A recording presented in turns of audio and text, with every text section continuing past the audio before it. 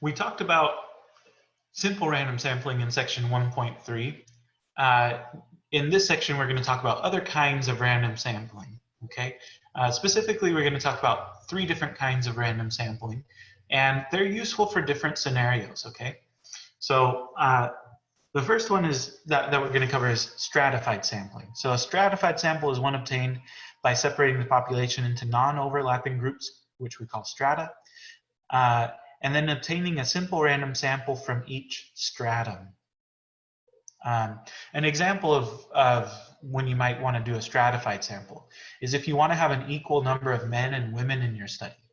So what you would do is stratify your population by gender, right? So you split them up into 2 different strata, male and female, and then you would take a simple random sample from each stratum. Okay. Similarly, you could subdivide by geographical area, age, religion, right, hair color, whatever, right? Like you could stratify in all kinds of different ways. And the way that you subdivide depends on what you're interested in demonstrating. Okay, but that's a stratified sample. Now a cluster sample is really similar to a stratified sample. Okay. So I'm going to do my best to point out the difference between this and a stratified sample. So a cluster sample is obtained by separating the population into groups. This time we call the groups clusters. And then you select some of the clusters, and every individual within the clusters that you select becomes part of your sample. So, in other words, in a stratified sample, you split your population up into groups, and then you take a simple random sample of each of the groups, okay? So from each group, you select a few individuals. In a cluster sample, you split your population up into groups, but then you take a simple random sample of the groups. In other words, you only choose a couple of groups, and every individual in the groups that you choose becomes part of your sample. So in a stratified sample, you're doing the simple random sampling by choosing a few individuals from each group, from every single group. Whereas in a cluster sample, you're doing your simple random sampling by choosing just a few of the groups, and then everyone in the groups that you choose becomes part of your sample. So an example of when you might want to use a cluster sample would be something like this. Let's say that at a particular elementary school, there are 30 classes, right? So maybe it's an elementary school where you have, kindergarten through 6th grade or something.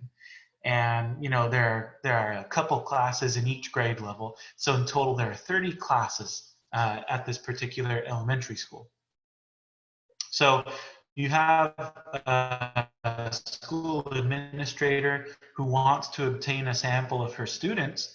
The way that she could do that, if she were to go through and select just a few students from each of the 30 classes at her school, that would mean that she would have to disrupt all 30 classes at her school, which would maybe not be a great thing to do.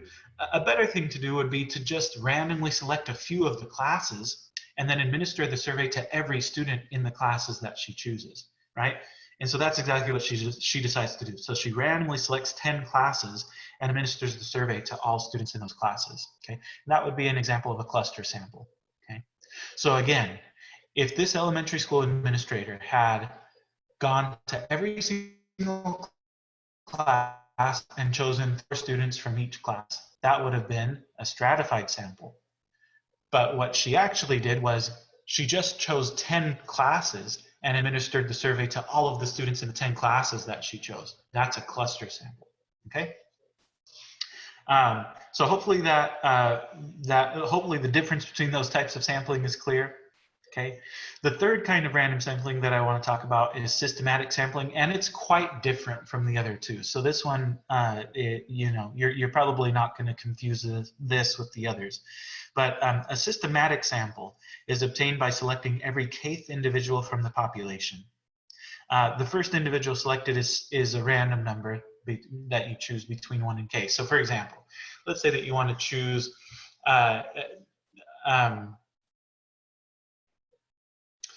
let's say that you want to select like every 42nd individual, starting with like the 20th individual, right?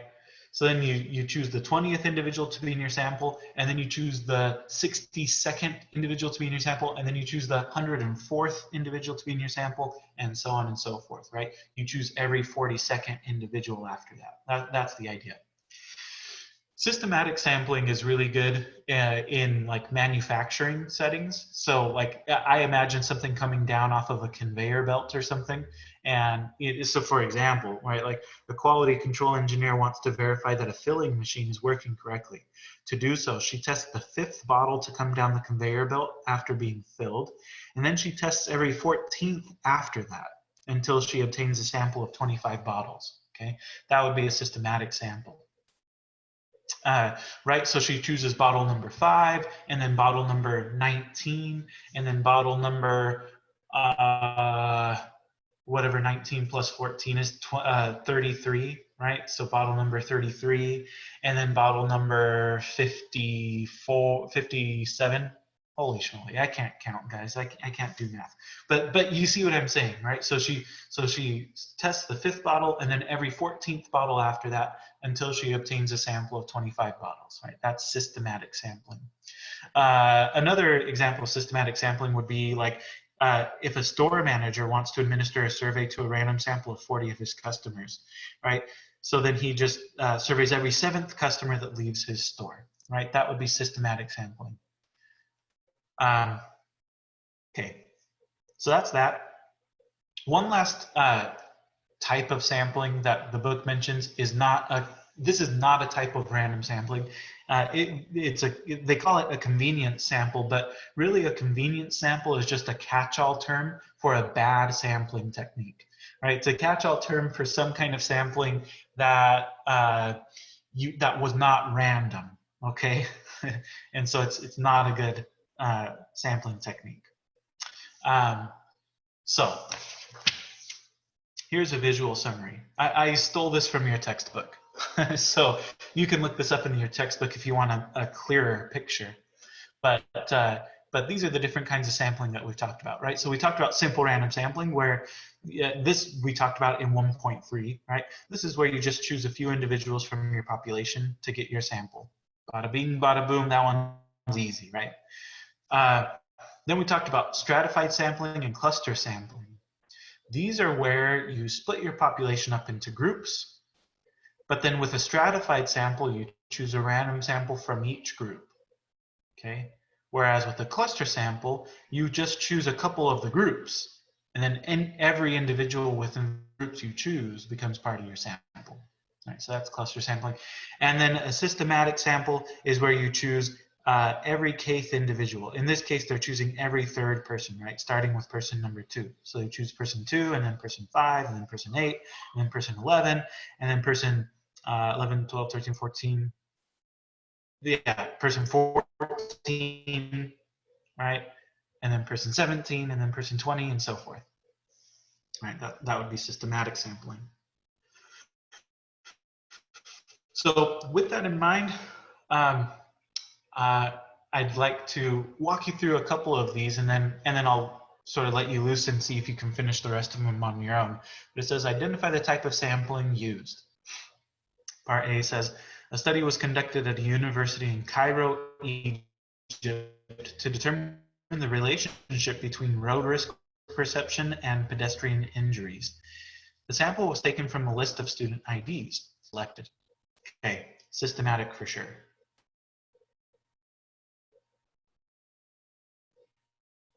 Right? They didn't split the population up into groups and then take a simple random sample from each group or something like that. No, they selected the 3rd student and then every 40th student after that, right? So the 3rd student and then the 43rd student and the 86th student and so forth. That's a systematic sample. Part B, a lobbyist obtains a sample of members of Congress by writing the 535 names on individual index cards, putting them in a box, mixing them, and then selecting 50 different names. That would be a simple random sample, right? She's literally choosing names out of a box, right? Simple random.